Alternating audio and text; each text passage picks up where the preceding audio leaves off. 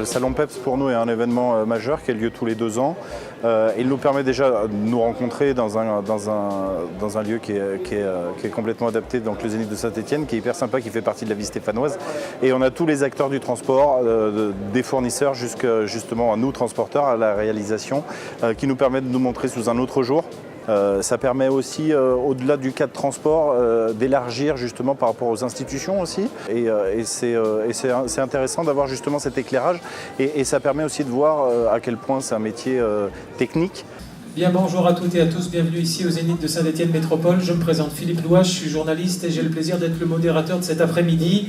D'abord, pendant 1h30 à peu près, un atelier gaz avec retour d'expérience ou comment conduire un projet station GNC en mobilisant les partenaires et les financeurs. Ensuite, une première table ronde. On est sur une ouverture d'une station GNC, gaz naturel compressé, donc qui utilise du GNV, du gaz naturel. C'est exactement ce qu'on a dans notre gazinière au chauffage quand on est raccordé au réseau de gaz. Et on va ouvrir donc à l'horizon fin de l'été, donc en septembre 2017, une station gaz pour charger des poids lourds de façon rapide. Le véhicule qui est derrière moi est un véhicule au gaz, poids lourd, qui utilise donc du gaz naturel pour avancer. Et il a besoin d'une station spéciale, donc de charge rapide, qui pour faire le plein à peu près en 10 minutes. On fait le plein de ce véhicule en 10 minutes. Et c'est un investissement important, on dépasse le 1 million d'euros. Donc bien évidemment, il faut intéresser un constructeur de station. Pour intéresser un constructeur de station, il faut qu'il y ait des véhicules. Pour qu'il y ait des véhicules, il faut qu'il y ait une station. Donc il a fallu mettre beaucoup de monde autour de la table pour justement générer cette station, apporter de la consommation sur cette station pour que cet investissement soit rentable aussi.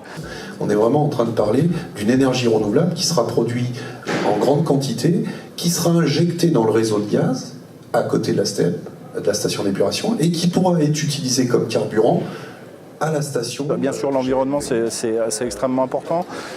Bien sûr, pour nous, pour demain et après-demain, on est extrêmement sensible à ça, nous transporteurs, parce qu'il ne faut pas qu'on se desserve. C'est évident qu'il faut être éco-responsable.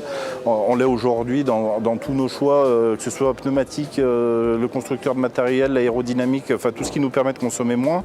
Bien sûr, il y a un volet économique. Est-ce que l'investissement est nécessaire ou pas? Après, il y a bénéficier d'une alternative et de se décrocher du gasoil, qui est aujourd'hui notre seul moyen de pouvoir faire avancer nos véhicules. Donc il fallait une alternative. C'est tout cet ensemble de choses qui a fait qu'on a mené ce projet à terme. Et la station, donc c'est Endesa qui réalise la station, et cette station va être ouverte début septembre 2017.